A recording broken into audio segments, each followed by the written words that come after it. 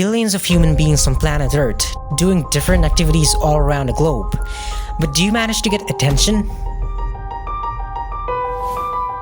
If you just answered no, then let me modify the question for you, because that's what's gonna help you understand why you're not getting any attention.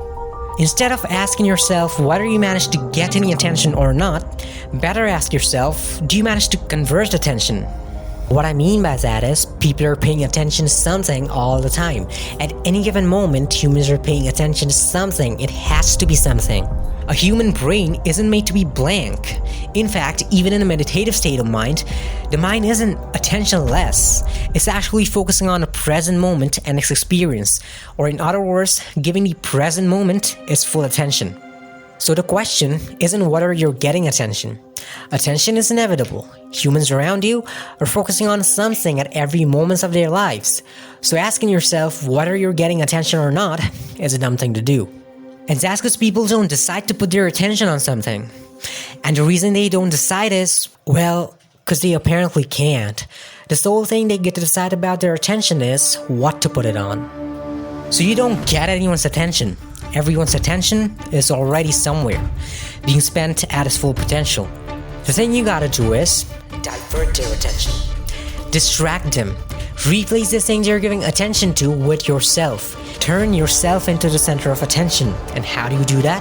Get bigger than the present center of attention of your target audience. Speak bolder, be cleverer and wiser, act more confident, say clearer and more frank sentences than the people who are in the spotlight right now. Replace the center of attention by getting better than the ones who are the center of attention as of now. But hey man, what are you talking about? These people at the top are much better than me. How do I replace them? That is where you take the Nicolaus Copernicus approach. See, back in the day, people used to believe that the Earth is the center of the universe and everything else, like the sun and the other planets, revolves around it. Now, this Nicolaus guy gives a theory saying that the sun is the center of the universe and not the Earth. And as always, society rejects his idea, even though he's right. In fact, at some point, the Catholic Church even bans his book. But eventually, the truth earns its place.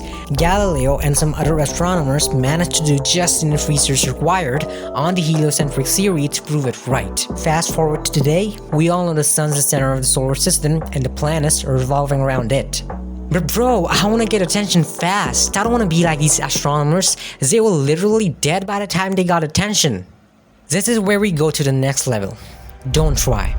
Just let it be.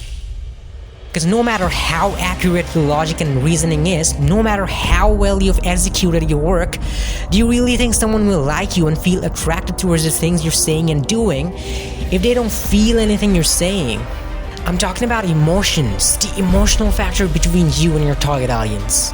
If you're not able to provoke people with your charisma, if you're not able to plant an intention inside someone, if you're not able to make a person intend the same thing as you do just by making them feel moved by your appearance, no matter how strong your arguments are, no matter how good you are at the thing that you're doing, you will never be able to get attention.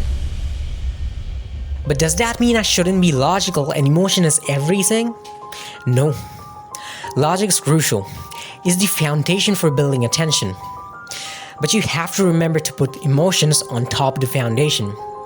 Because with no emotions, come no responsibility, no attention.